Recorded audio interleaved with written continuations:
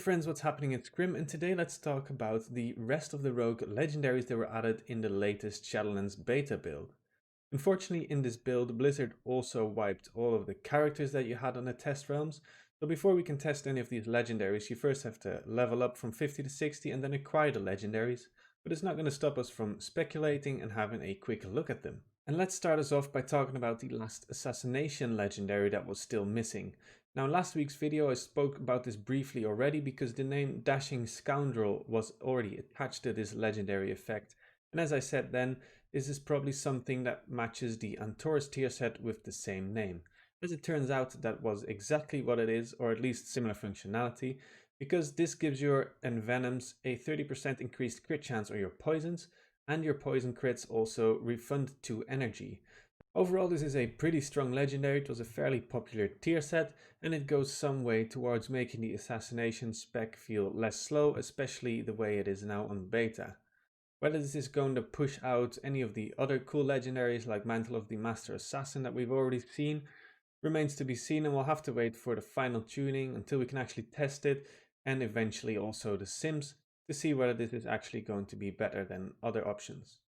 Next, let's talk about the Outlaw legendaries that were still missing. Outlaw was still missing 3 out of their 4 effects, but all of those have been added now, and the first of them is called Concealed Blunderbuss. Now, the data mining text for this reads, when Saber Slash strikes an additional time, there is a 33% chance that your next pistol shot will fire an additional 3 times. Now, Saber Slash is an ability that we no longer use, and I can only imagine that Blizzard means Sinister Strike by this.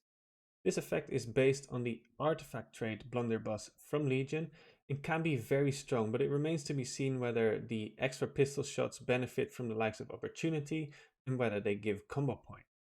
There is some synergy with the Greenskins Wicker's legendary that I talked about in last week's video, which makes Between the Eyes increase the damage of your next pistol shot by 200%. If at any point we can use 2 legendaries and there is synergy between these two, this can make for a very fun and gimmicky and potentially very strong build. The next legendary power is called Celerity, and this has a chance when your Slice and Dice is active to give you 3 seconds worth of Adrenaline Rush. This is reused from the tier 18 set bonus, which had a chance of giving you 4 seconds worth of Adrenaline Rush when Roll the Bones was active. It's also slightly reminiscent of the Vision of Perfection essence in Battle for Azeroth. This is potentially a very strong legendary for Outlaw, but it's going to very much hinge on whether it works with the loaded dice talent, and even then Alacrity on the same row is incredibly strong and you may not want to pass that up. The wording suggests that it's not going to work with loaded dice, and mostly because of the Gain Adrenaline Rush keyword. We've already seen Gain in one of our PvP talents which did not trigger loaded dice, as opposed to the Vision of Perfection essence which said activate Adrenaline Rush. We'll have to wait and see how this works exactly. The last Outlaw legendary power is Guile's Charm, which is based on the Bandit's Guile ability that was removed for Legion. Now, this legendary power gradually increases your damage every time you use Sinister Strike, and currently in the beta wording it says that it will last until cancelled and then the cycle begins anew.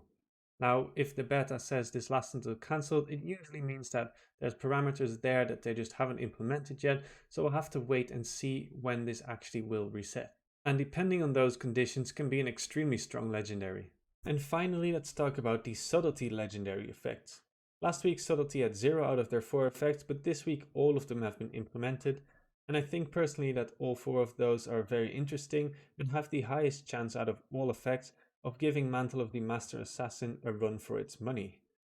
The first of these sub-legendary effects is called Finality and is based on the artifact trait with a similar name. Now this reads as Eviscerate, Rupture and Shadow Vault, which is our new AoE finisher ability for sub, will increase the damage of your next use of the finishing move by 20%. Now the wording on this is going to be important possibly because it says your next use of the finishing move, which suggests that this only is going to apply to using the same finishing move twice in a row. We'll have to wait and see how exactly this is going to work out, but it is potentially a very strong legendary, especially in AoE when you can chain Shadow Vaults into each other. The next subtlety effect is called Akari's Soul Fragment, which is also based on an artifact trait. Now this says that after using Shadow Strike or Cheap Shot, your target suffers an additional Shadow Strike at 100% effectiveness 2 seconds later.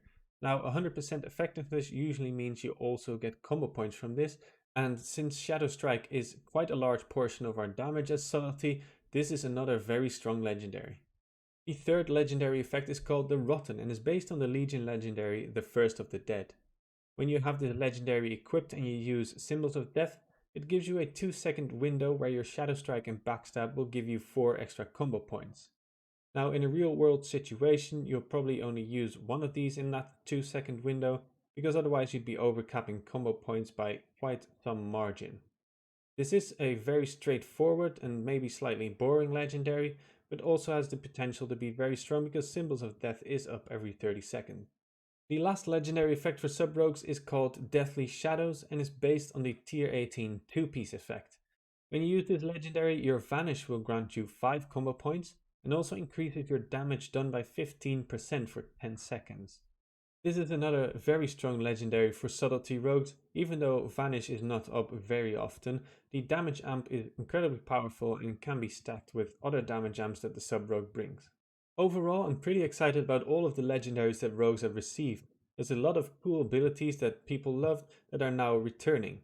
I'm going to hold off on making any judgment on which one's best and which one's worst, etc. until all of the final tuning is complete and we are much closer to the actual live release of Shadowlands. I'm pretty excited about all of them, and I hope these past videos have given you guys a decent insight into what to expect once all of these go live. And with that, I will be signing off once again. I hope you guys enjoyed it. If you enjoyed the content, make sure to subscribe, leave a like. If you have any questions or remarks, leave it down below in the comments. And come find me on my stream, twitch.tv/grimwow. I hope to see you guys in the next video and have a great day.